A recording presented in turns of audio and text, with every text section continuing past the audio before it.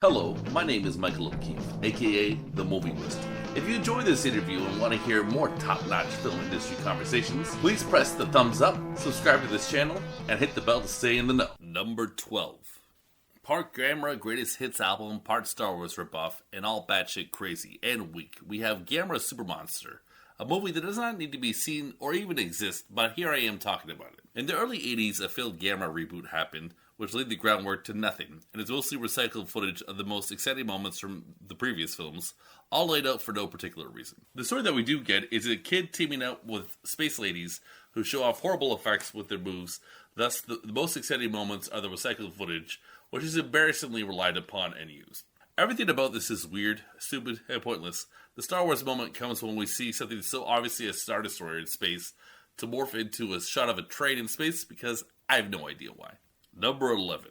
Expo 1970 in Osaka, Japan is the setting for Gamera vs. Jiger, and while I like to describe Gamera monsters by the drugs I imagine them doing, unfortunately Jiger is a rather uninspired, demotivated pot. That goes from his conception. Certainly he tried his best fighting Gamera, but this monster just does not look the best in my opinion. He does not stand out as distinctive, or is not weird enough, I am sad to report. The human dynamic in this movie is okay. The kids are always the show stealers in a Showa-era Gamera movie, and the scientists with their half-assed science are not bad in this Expo 1970-centric picturesque movie.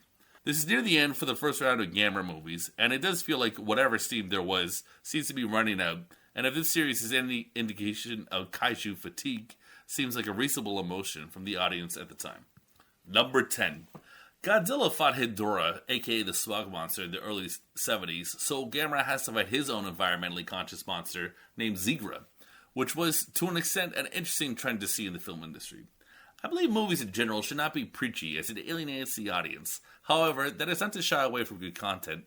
It just generally lands in this way to be preachy, boring, and alienating.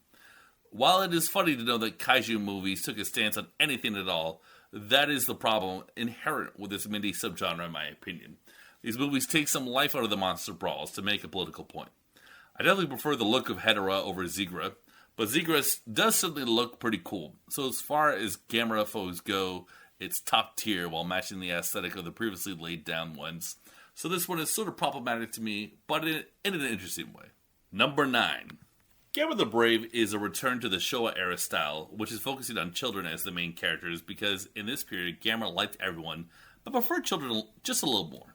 Right from the jump, it should be said that it is not as good as the trilogy for the 1990s. It came in a period in Japanese cinema, 2006, where Godzilla was not even performing well at the box office, so the odds were really against this one. If it came out a couple years after Gamera Revenge of the Iris, it might have worked well, but it did not, and this one was not followed by any sequels, so who knows? Maybe it will be a semi-lame final note son in the legacy of Gamera.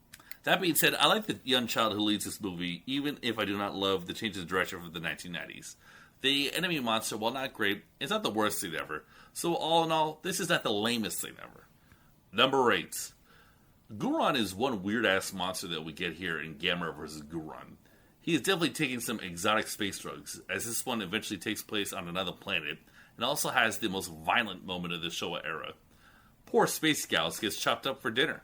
He not only gets his limbs cut up, he gets sliced up like he was a cold cut, which, as a Gauss fan, was triggering to say the least, but it did not override my fundamental enjoyment of that scene. The space stuff is pretty clunky, but the kids are cute. This movie definitely does not change the formula much, despite the scene of heavy violence for a kids' movie that was often cut out on television to not traumatize the Gauss community. I cannot say I love this one, nor did I hate it. It just sort of existed in 1969, the year where the Godzilla movie, All Monsters Attack, was out, which I would say is the better one, but hey, most of the time I would say Godzilla was better.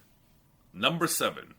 The Boy Scouts get a strange commercial in the form of Gamera vs. Viras, where we see an American kid and a Japanese kid in their Boy Scout uniforms throughout this very weird kids movie with a characteristically strange-looking villain. The boys are pretty good here. We can identify with them and all. But this one is one of those Gamera movies that recycles footage for the sake of budget, which to me seems always to be a bummer, but the new footage we get is definitely strange. The aliens on the spaceships are seen at first from a distance, then they have human forms, but their faces are the shadows. Their eyes light up in a menacingly non-human bright color, which is an image that sticks with me. The monster fight between Gamra and Viras is pretty awesome. A highlight is when Viras sticks himself into Gamra's belly. The green monster blood is always fun to see, as is the majority of them. Number 6.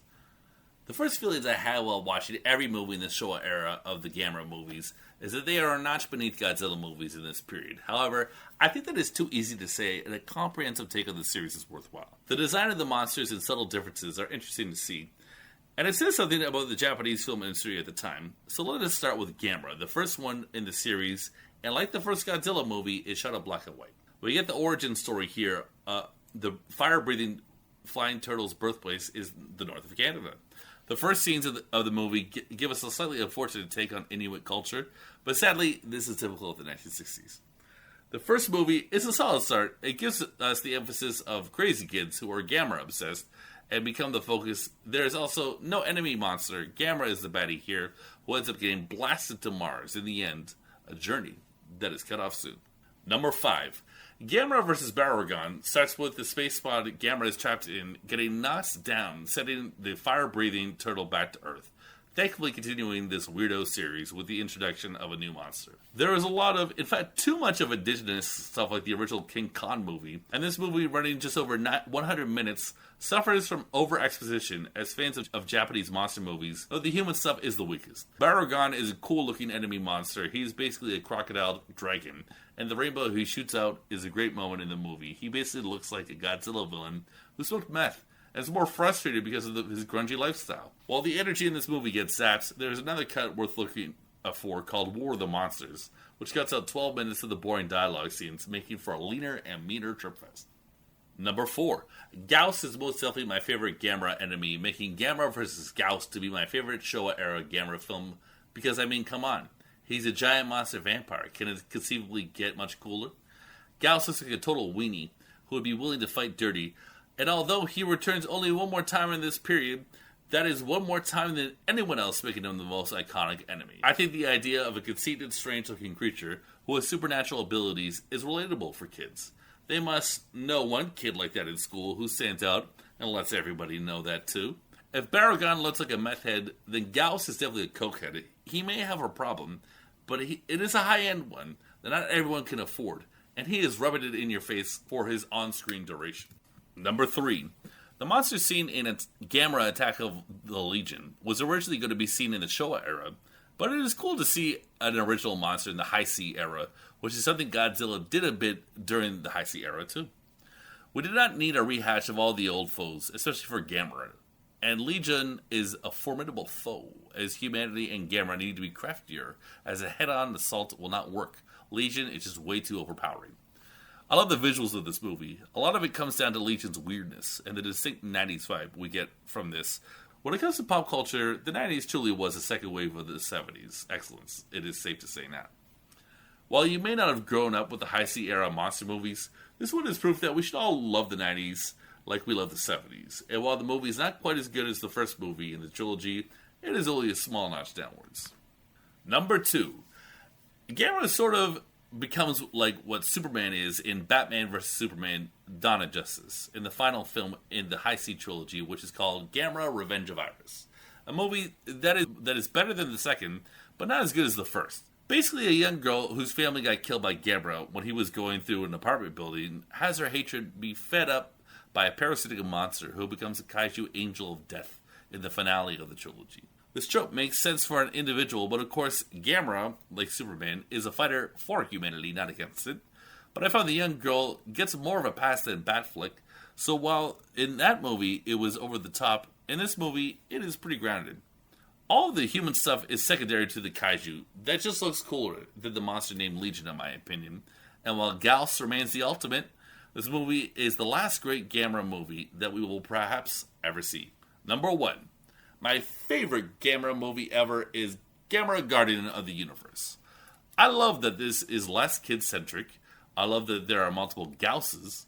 And I love the silly ancient story world-building stuff that makes this a cut above in terms of sophistication of anything during the Showa era. This movie kicks off the High Sea era and is the first installment of a quote-unquote darker trilogy. And I say that in quotes because it is still a silly Japanese monster movie that, above all, entertains. It just does not focus on kids in the story. There are lots of things that do not make any sense in the context of a movie like this. There is lame dialogue, which suffers from what I called gobbledygook logic, which is world-building language that never comes out of the mouth naturally. But come on, the fights are awesome. Gamra and Gauss have never looked better, and this movie is just like candy. It may not be good for you, but it is a lot of fun from time to time. See this flick, kick back, and appreciate the best Gamera movie when you can.